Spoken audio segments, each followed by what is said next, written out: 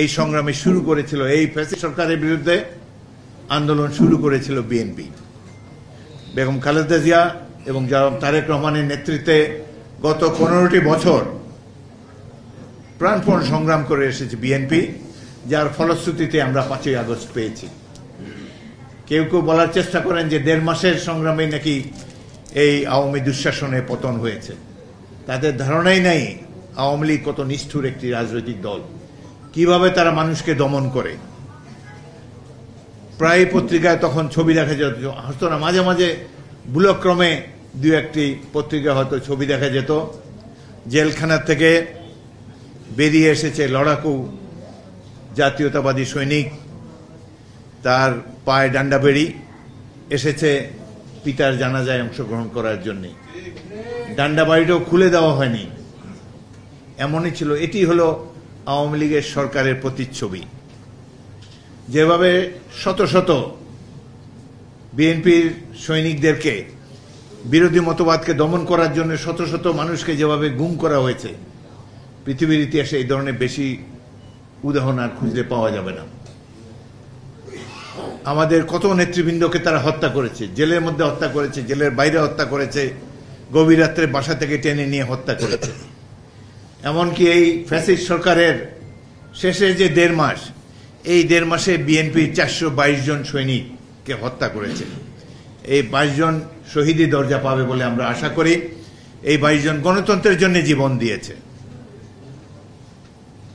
এই 422 জনের মধ্যে 12 জন আমার এলাকার বাসিন্দা ছিল। এদের একজনও ছাত্র না। মুদি দোকানদার, রিক্সাওয়ালা, ভ্যান গাড়ি চালক, এই ধরনের সাধারণ মানুষ। আমার একটা থানায় যদি এইভাবে 12 জন, লালমোহন থানায় 12 জন মানুষ মৃত্যুবরণ করেছে এই স্বৈরাচারী সরকারের বিরুদ্ধে এই 1.5 মাসের আন্দোলনে।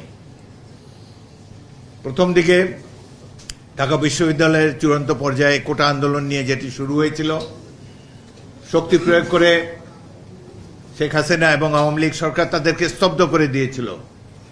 এক পর্যায়ে প্রাইভেট বিশ্ববিদ্যালয় সমূহের সক্রিয় অংশগ্রহণের মাধ্যমে এই সরকার পিছনে হটেছে এবং গত 15 বছর ধরে বিএনপির সৈনিকেরা যে আন্দোলন শুরু করেছিল, এই 5ই আগস্টে তার চূড়ান্ত ফলাফল আমরা নির্ধারণ করতে পেরেছি।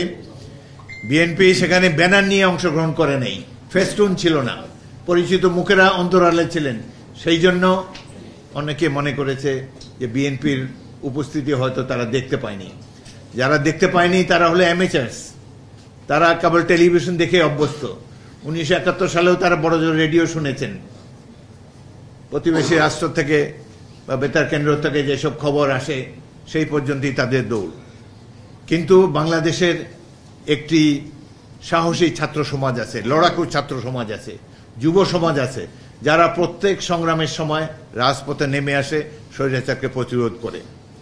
আমি 1971 সালে এই প্রতিবাদী ছাত্র জনতাকে দেখতে পেয়েছি, বিশেষ করে ইস্ট বেঙ্গল রেজিমেন্ট, ইপিআর এবং ছাত্র সমাজের যে বলিষ্ঠ ভূমিকা ছিল 1971-এ, সেটি দেখে অভিভূত হয়েছি।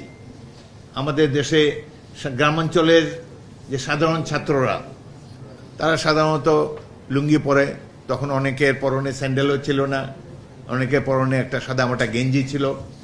কিন্তু সময়ের প্রয়োজনে যে তারা কত সাহসী হতে পারে, কিভাবে জ্বলে উঠতে পারে, এটি দেখে আমি অভিভূত হয়েছি 1971-এ।